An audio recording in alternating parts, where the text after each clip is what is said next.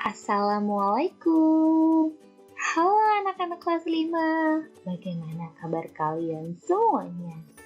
Semoga kalian tetap sehat selalu. Amin ya robbal alamin. Hari ini kita belajar kelas 5, tema 6, panas dan perpindahannya. Subtema 3, pengaruh kalor terhadap kehidupan. Pembelajaran 1. Namun, sebelum kita mulai ke dalam pembelajaran, jangan lupa like, subscribe, dan nyalakan lonceng notifikasinya agar kalian tidak tertinggal video terbaru dari channel Nunu FY.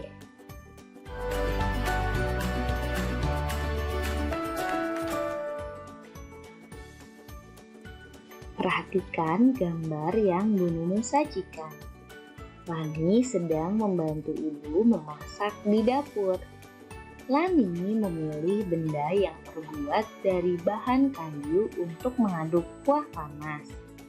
Karena ia tidak ingin tangannya kepanasan. Di sekitar kita terdapat banyak bahan yang dapat menghantarkan panas dengan baik.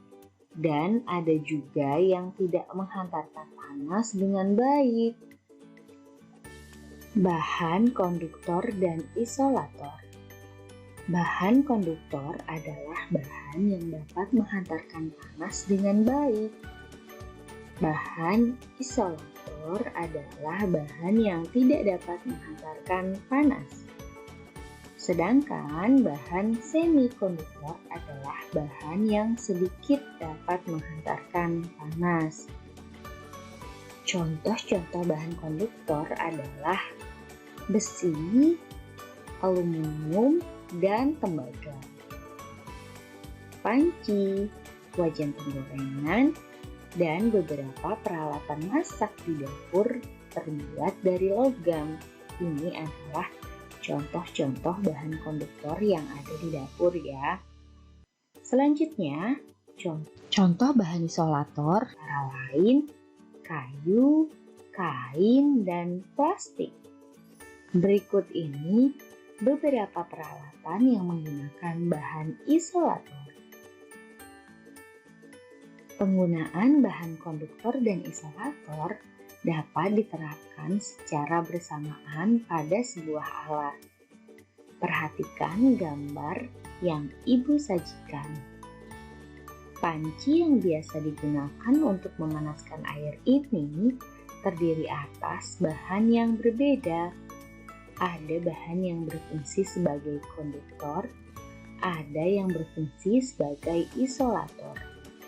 Pada gambar tersebut, terlihat bahwa penggunaan bahan isolator berguna untuk mencegah panas dari sumber panas dialirkan ke pengguna panci. Aliran panas berhenti pada bahan isolator karena bahan tersebut tidak dapat mengalirkan panas secara konduksi dari sumber panas.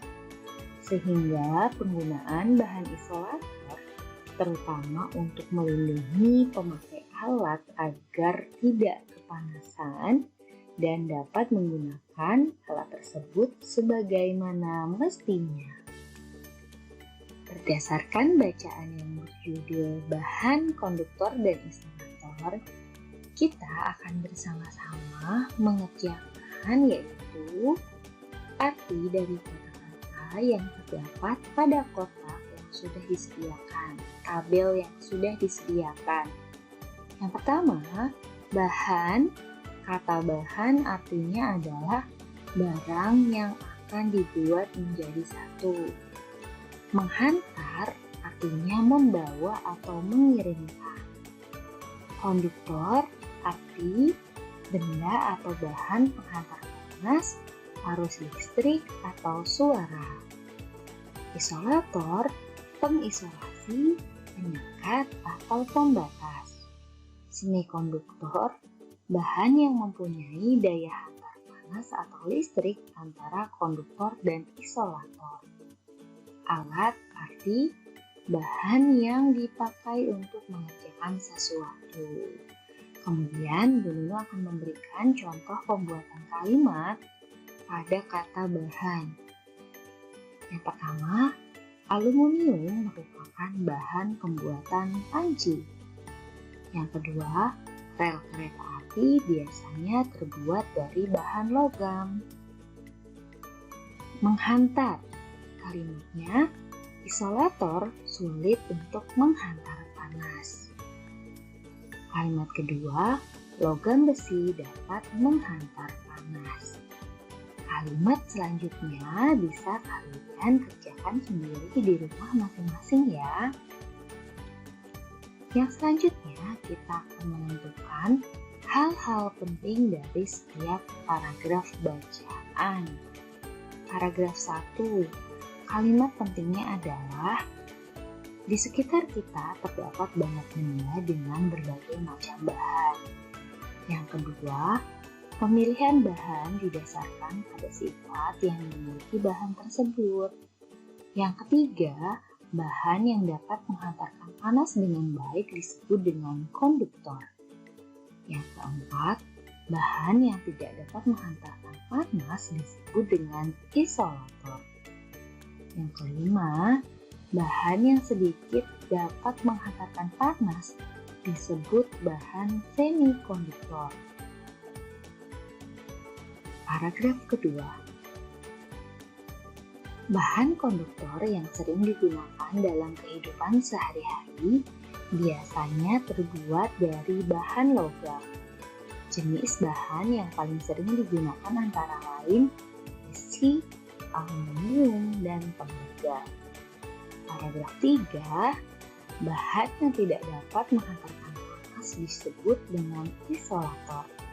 Beberapa bahan yang termasuk sebagai isolator antara lain adalah kayu, kain, dan plastik.